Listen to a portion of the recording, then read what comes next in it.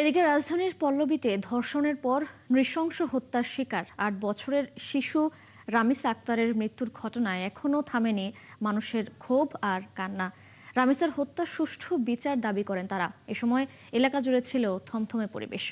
শুক্রবার সকাল থেকেই পল্লবীর সেকশন 11 এলাকায় রামিসাদের বাসার সামনে জড়ো হতে থাকেন বিভিন্ন শ্রেণী পেশার মানুষ।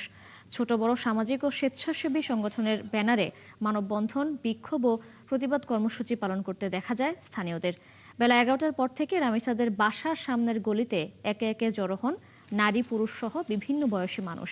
রামিসার হত্যাকারীর ফাঁসি চাই, শিশু ধর্ষণ ও হত্যার বিচার চাই লেখা প্ল্যাকার্ড হাতে জড়ো হন বিক্ষোভকারীরা।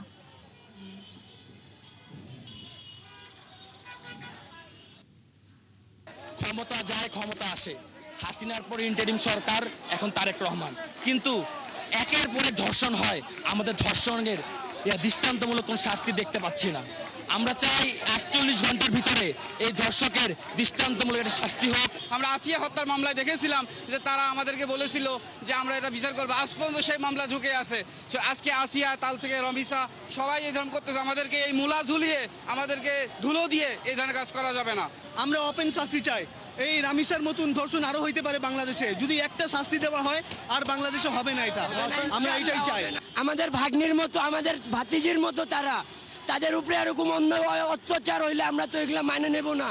যে যিনি দর্শন করছেন তাকে প্রকাশ্য হয় 24 আওয়ার্স আর না হয় 48 আওয়ার্সের মধ্যে ফাঁসিতে না ঝুলায়। আমার মনে হয় এই আন্দোলন আসলেই থামবার না।